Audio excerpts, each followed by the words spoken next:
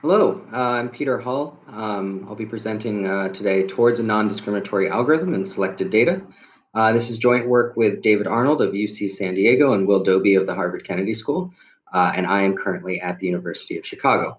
All of us are economists. We're very excited to be here today because we think this work is very interesting from an interdisciplinary perspective, and I'm looking forward to getting people's feedback.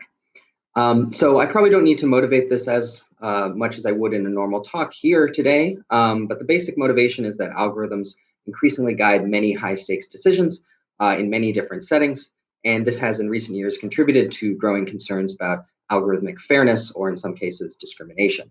A common concern, if we're thinking about racial discrimination, is that the algorithm's predictions may be systematically different for equally qualified white and Black individuals, for example, even if race is sort of excluded from the algorithm itself.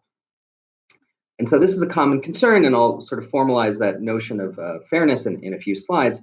But sort of the point of this paper is to address sort of a key challenge in bringing this concern to data, which is that in many settings where we worry about algorithmic discrimination, our observations of data are complicated by a sort of fundamental selection challenge.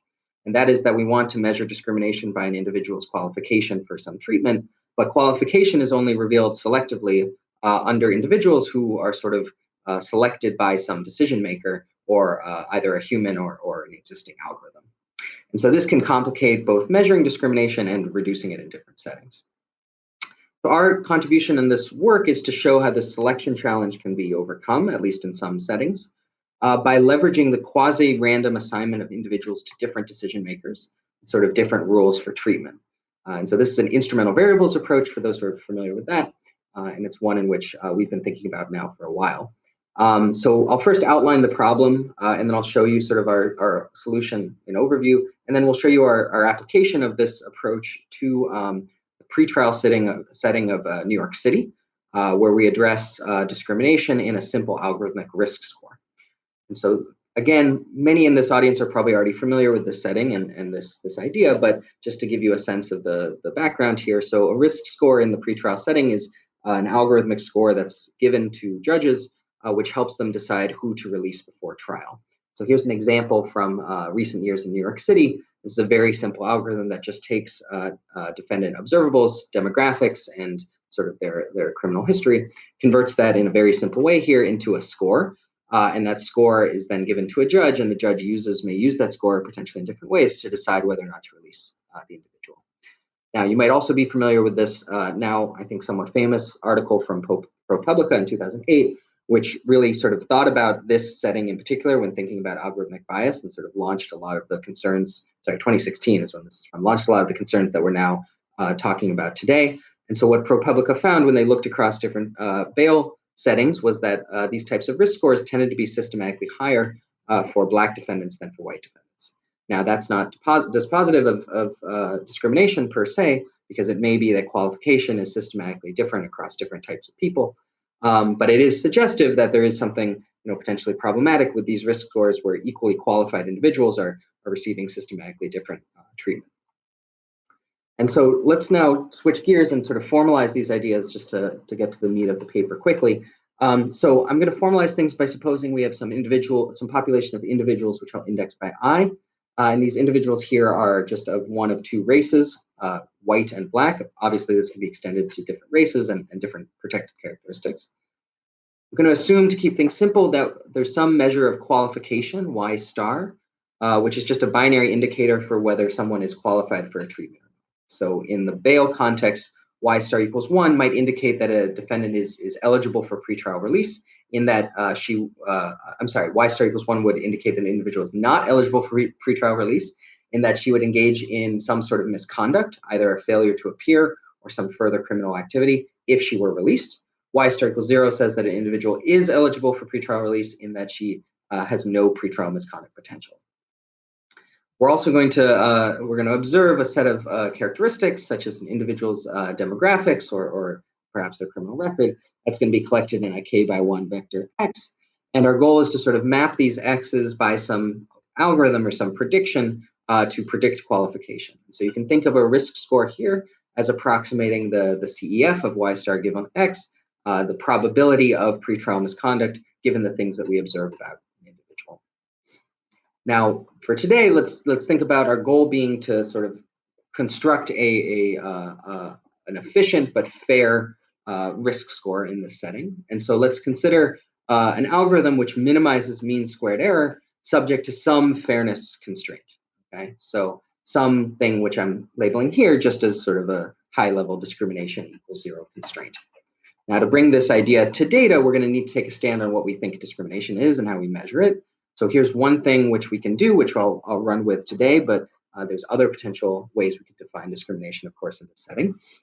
We're going to work with a definition of discrimination, which we call expected deviations from equalized odds.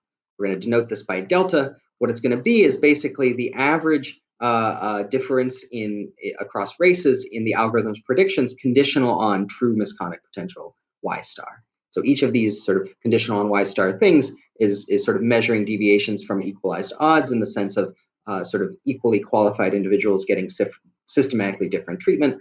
And then to keep things simple, we're going to average over that to get a simple index. And obviously, you know, there's other ways you could do this. You could average them. You could average them in different ways, or consider the sort of terms of this separately. You could consider other sort of qualification-based constraints. The approach I'm going to go through today is going to apply to all of these different ways of defining discrimination based on y star, race, and f of x. But again, to keep things sort of simple and concrete today, let's go with this one for now. Also, to keep things simple, we're going to focus today on linear predictions. So we're going to consider sort of linear combinations of x, like the score I showed you a few slides ago. And so what we're going to get is basically a linear probability model estimating the probability of misconduct from the x's we observe. Now, if we observed sort of all the data, if we observed y star and x and race, then we could solve this problem pretty simply. It's just sort of, you know, quadratic problem with a linear constraint that has a nice tractable solution.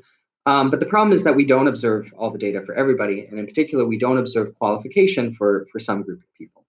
And so in a pretrial setting, we're going to observe pretrial misconduct among the individuals who are released before trial. We get to see whether or not they go on to skip bail or commit further crimes.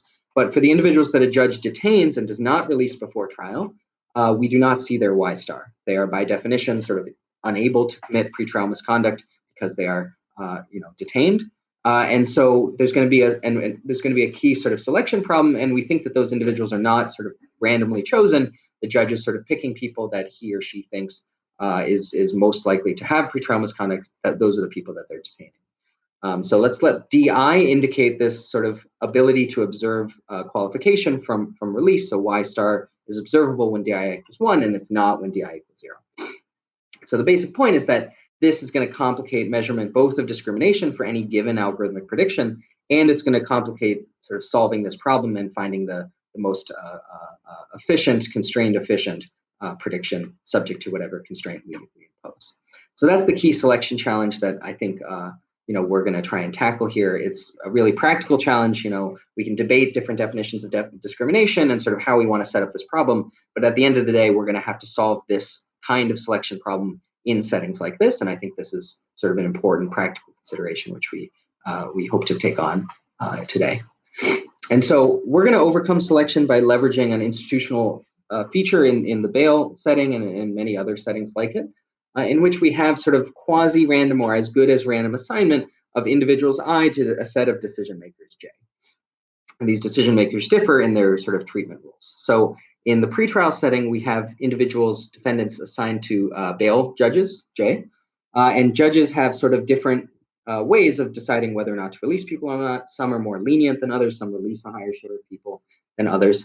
And in many settings, including New York, where we'll study things today, the assignment of individuals to the decision makers is sort of quasi-random or as good as random in a way that I'll discuss in a few slides.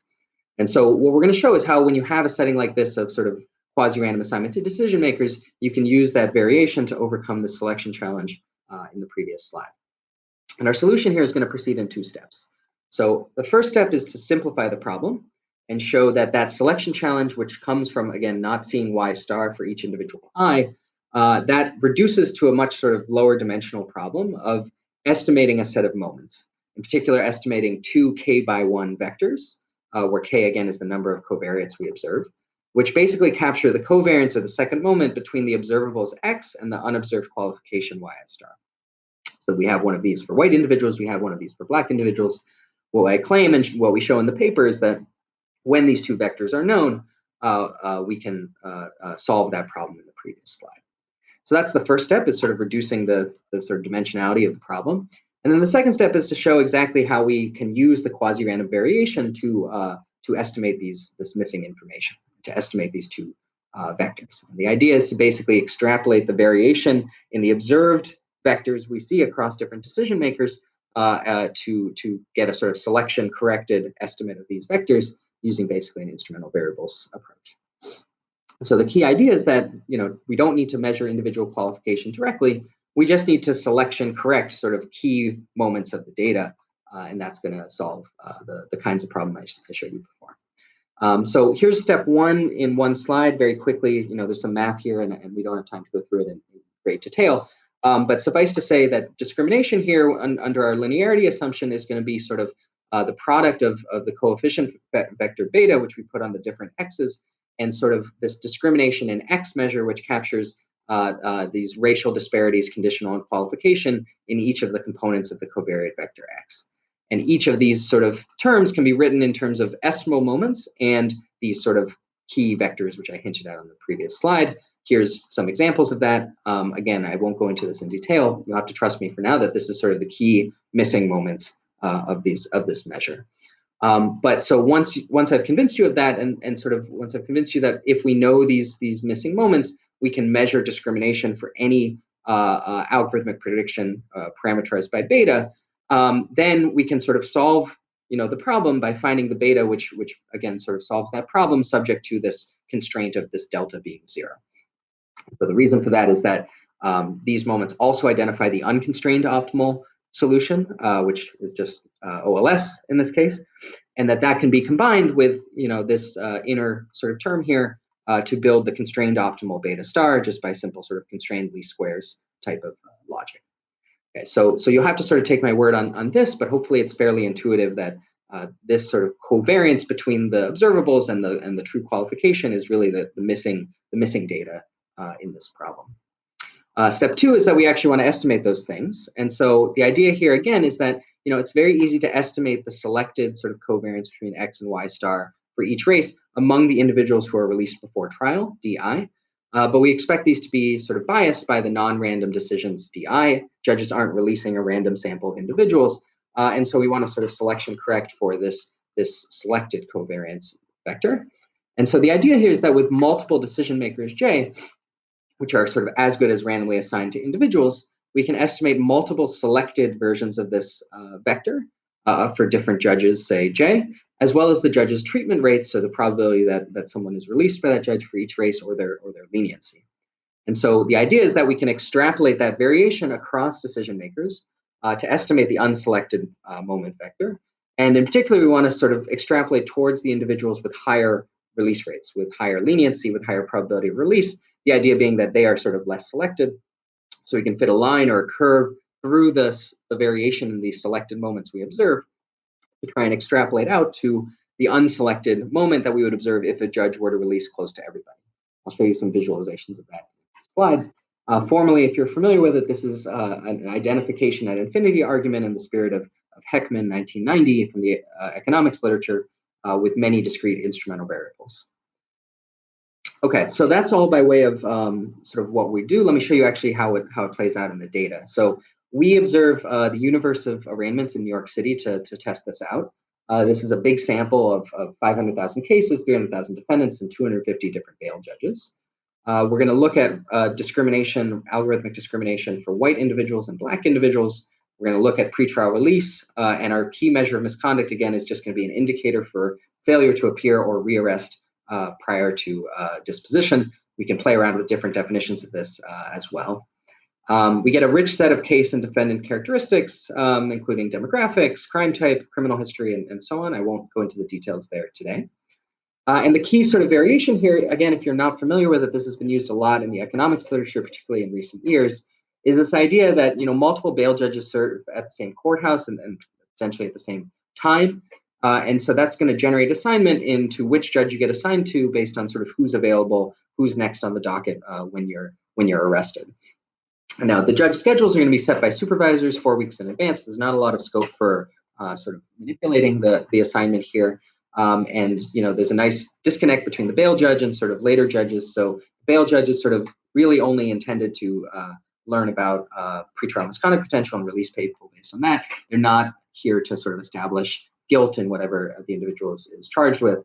So it's somewhat clean in that sense that we have this pseudo quasi-random sort of experiment going on where people are being assigned to different decision makers who have some objective to release people with low pretrial misconduct potential and which differ in how they actually decide how to do that. Now, we can validate the sort of quasi-random assignment here in different ways by looking at, say, the observable characteristics of individuals assigned to different judges. And we do see that, we have some empirical support for this quasi-random assignment assumption. Again, this is something that's been used in many settings, including New York City. So we're not the first ones to bring this in. Now, today we're going to keep things simple by considering a very simple prediction of misconduct potential, which again sort of draws on that idea of the risk scores I showed you on the very first slide. And so we're going to pick 11 features, which are basically demographics and things from the criminal record of the individual, and use those to predict Y star in the released sample. We're not going to include race or gender in that model, which is along the lines of the usual sort of setup here. We're trying to sort of align this to the Laura and John Arnold Foundation public safety assessment tool. There are some differences, so we're not literally replicating their algorithm. And moreover, this algorithm is not actually used currently in New York City bail decisions. So I don't want anyone to think of this as anything more than sort of an illustration of what about what our technology can do. Okay, so here's the first thing we can do. So remember that our approach has 2 steps. So the first is to sort of show how the problem reduces to estimating a small set of moments. And the second is estimating those moments by extrapolating the variation across different judges. So here's that second step visualized. So what I'm plotting here is the different pretrial misconduct rates among the released individuals of different judges by race. So each point here is a judge by race cell showing the release rate on the x-axis and the misconduct rate on the y-axis. And the idea is that one of the moments we want to estimate is just the average misconduct rate for white and black individuals. And what we can do is we can estimate those by the intercepts of these lines, which extrapolate the sort of released misconduct rates among different judges. The intercept is going to give us sort of an estimate of the average misconduct rate in the population if there were no selection. And so we can do this in different ways by sort of a linear fit, a quadratic fit, a local linear fit. We can construct bounds based on the sort of boundedness of the outcome here. We can try different ways of sort of extrapolating this variation, but that's the basic idea that we have is to extrapolate this variation to sort of estimate this unselected moment. We can do that just as well for the pretrial misconduct rate as for any of the sort of covariances between misconduct and different observables, such as prior arrest in the last year. Again, we can plot the sort of distribution of these selected moments across individuals and estimate the unselected moment by the intercept. Here's what we get out of this. So I know I'm running short on time, so let me go through the results pretty quickly. What I'm plotting here are 3 things. So I'm plotting the coefficients on each of the observables in our model. In the naive sort of selected model, which is fit again on selected data, that's the blue line. In the unselected model, that's without imposing the fairness constraint, but accounting for selection to get the sort of optimal prediction of pretrial misconduct using our extrapolated moments. And then the green line is sort of doing the imposing the fairness constraint to get, again, the constrained optimal prediction of misconduct potential with our discrimination constraint satisfied. And so there's some interesting patterns here. I don't have time today to go through all of them, but let me just show you the punchline here. What we can get out of this is sort of a possibility frontier where by varying sort of the weight that we put on different coefficients, we can vary sort of the efficiency of the algorithmic prediction and the degree of discrimination or unfairness by our measure. And so on the x-axis, that's measuring sort of that delta, that discrimination, that average equalized odds disparity measure. Here at green, again, is the sort of constrained optimal solution. So it zeroes out that discrimination, that one measure of unfairness, while sort of minimizing root mean squared error. As we relax the constraint, we can sort of do better in terms of RMSE. We can minimize it here at this unselected optimal or unconstrained optimal algorithmic prediction, which ends up having some amount of discrimination on the order of about 2.5 percentage points. So equally qualified white and black individuals are about white individuals are about 2.5 percentage points more likely to get a higher score by this measure.